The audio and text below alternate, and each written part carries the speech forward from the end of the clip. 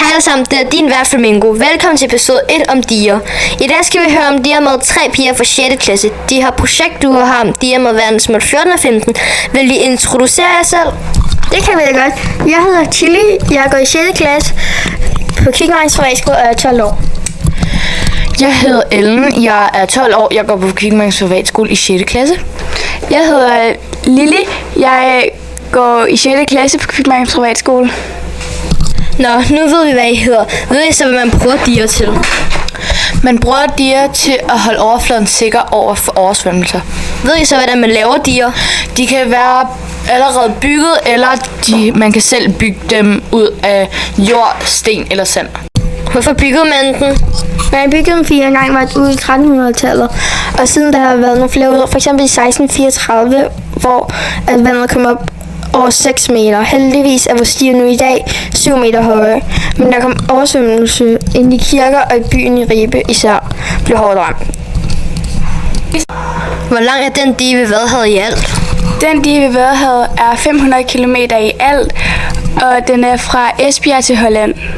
Ved I, om digen gør noget for naturen? Det gør den, fordi Den er fredet i nogle områder. på grund af, at den er del af Vadehavet, og den er på verdensarvslisten. Og derfor skal man passe meget godt på Vadehavet, og derfor er digerne også fredet, fordi de ligger ved Vadehavet. Er der nogle dyr på digerne? Der er pindsvin, hare, ræve, mus og fugle som sølvmod og svaler. Og hvis man er heldig, kan man se en havørn. Svalerne laver nogle gange sort sol, og det er rigtig flot, skal det siges at være. Grunden til at lave sort sol er fordi, så bliver det ikke taget af rovfuglene og spist. Hvorfor er der så de dyr på digerne? Det er der, fordi at for eksempel som får, at de bliver sat der for at stresse græsset, så det så længere rødder, så de gør dyrene mere stabile. Og de andre dyr er der, fordi at det er et godt område, som sagt, fordi det er fredet. Og det er et meget roligt område.